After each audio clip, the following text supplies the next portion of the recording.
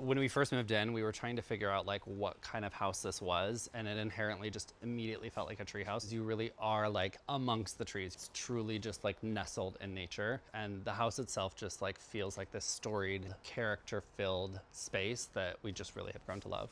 The thing that makes this home and our home a handmade home is that I've physically thought through and touched every single piece in here, whether that means that I made it over, that I DIY'd it, that I brought it from somewhere. I've tried to curate this to feel like it isn't just a copy and paste moment from somewhere else. It's truly unique and it feels homemade and handmade. I'm Brady Tolbert and this is my handmade home.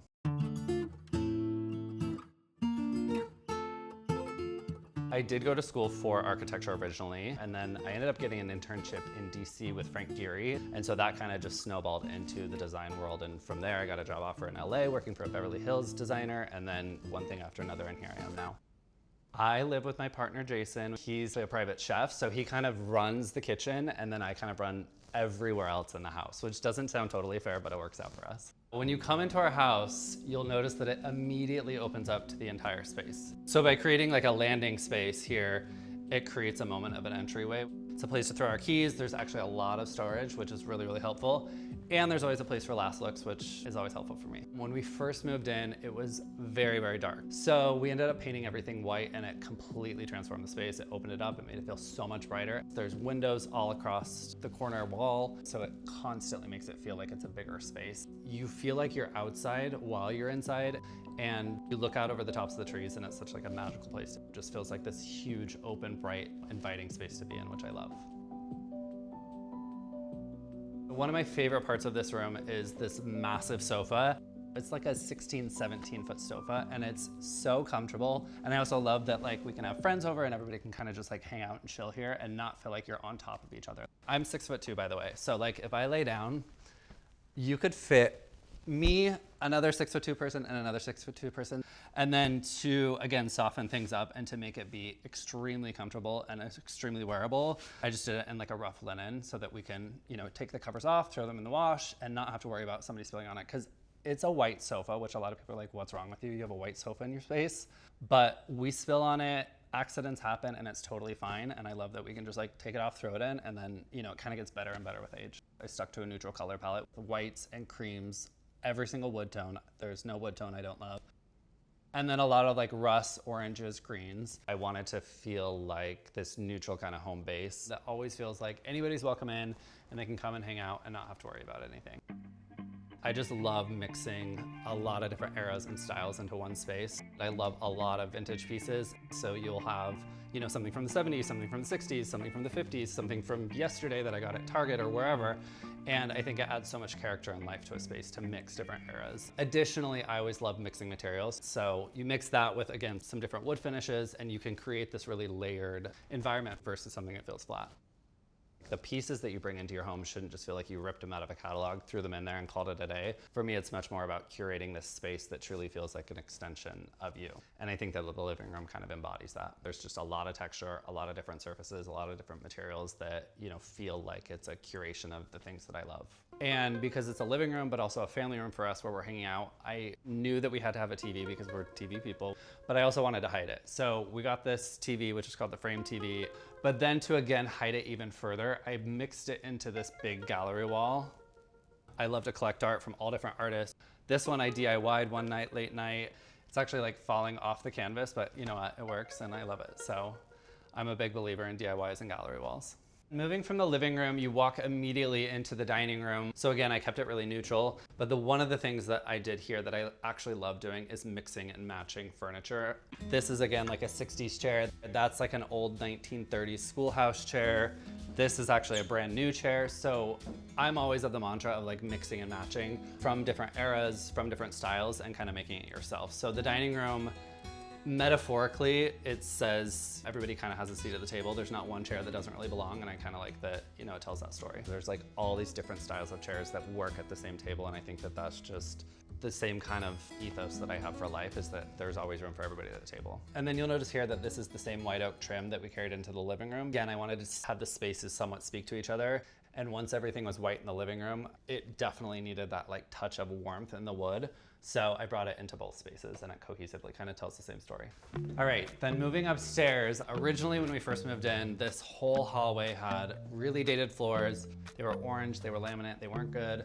This was also very, very dark. And so I wanted to brighten this whole entire space up. So I painted the floors white, which is such an easy hack. If you have ugly floors that you don't like or that are, not the color that you're really going for, just paint them white with porch paint and it'll last forever. Once I added the white to the floors, I knew I wanted to add something architectural to kind of give, like a moment here. So I ended up finding this custom bookshelf that was made for a retail store. I bought it for maybe $500 and it ended up fitting perfectly into the space, and it really feels like it should have always been into this space. I often, when I'm searching for vintage things or things for my house, I'll search for like retail space things because they're built in such a different way and it's such better quality than some of the mass-produced furniture that we get. So that was something that I found, installed, and it's made such a massive difference in that hallway upstairs. And then the bookshelf itself, I've just stuffed full of things that just genuinely make me happy. Like this I found at a flea market in Santa Monica. This is from like an artist that I love named M. Kwan that makes like these handmade ceramic moments. These rocks I collected with my nieces and nephews on the beach in Laguna. So there's like a bunch of things that just make me happy in here.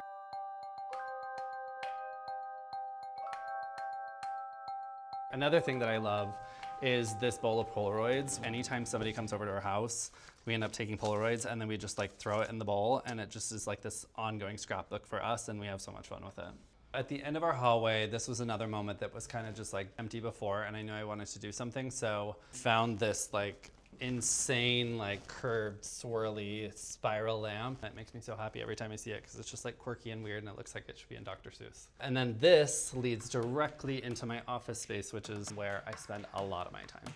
The first thing that you'll see is my desk set up and where I take calls and meetings and go through things and do mood boards. This desk is actually a piece that I had custom built for the space. After looking forever to find the right piece, I couldn't find something, so it's been a fun desk for me. And then this mood board wall is something also that is constantly evolving. It's like I'll find something, I'll be inspired by it, I add it to here. This iteration of it is something that I've been working on for inspiration for our kitchen renovation that is happening hopefully in the next 6 to 8 months. I'm a very visual person, so having somewhere that I can like put things up and play around with them and visually see them is really, really important for me and part of my process. Moving into the guest room, this is another space that when we first moved into the house was so dark and dated. The ceilings were that dark brown stain, the floors were like a really orange kind of laminate color. So I whitewashed everything again. I painted the floors myself, and then I whitewashed the walls and then the ceiling, and it just completely opened the space and gave me kind of a blank canvas to create a guest room in. I just really wanted to create something that was inviting and relaxing and a little bit luxurious for our guests, because there's nothing worse than, this sounds so mean, but there's nothing worse than going to a friend's house when they're like, come stay at my house. And then you go there and you're sleeping on a couch or like something that's not, comfortable, inviting. So I just wanted it to feel like it was a hotel. I wanted to keep the fixtures and the furnishings minimal. And I wanted to just like really lean into a lot of layered moments on the bed. And then in there, rather than kind of like warm neutral woods, I brought in some really contrasty woods, just because in there I wanted to have it like a bit more punchy for when guests come. I wanted it to feel like you kind of walk into a boutique hotel space versus like me that's living in our primary and needs something that feels like a bit more relaxed. And then moving into our space, the primary bedroom, this is, I say this about every room, but it's one of my favorites. It's just because it feels so inviting and so comforting. And this space is somewhere where I really wanted to like feel a bit more restrained with stuff. At the end of the day, I want to just like lounge in here and relax and feel zen. So I kept it very minimal as far as the accessories go, but the ones that I did include are very intentional. We love TV, we're garbage people, we love TV, but I hate having a TV out in a bedroom. So I found this vintage piece that was just like an old kind of, it had like slider doors that went back and forth, and I accordioned them, and then I put the TV on a mount so that you can pull it out and tilt it either to watch from there, or you can tilt it to watch from bed. When you're done with it, you put it back and you don't have to see the TV. So it's kind of the best of both worlds. I never would have expected that was hiding a TV. There you go. On top of this TV cabinet is another piece of art that I made. So this is actually just like 2 canvases that I screwed together just to kind of create like a 3-dimensional piece that, fits up here and works in the space. When designing the bedroom, I really wanted to kind of just create a neutral kind of cocoon to kind of step away from everything else that's happening in the house. So I love that.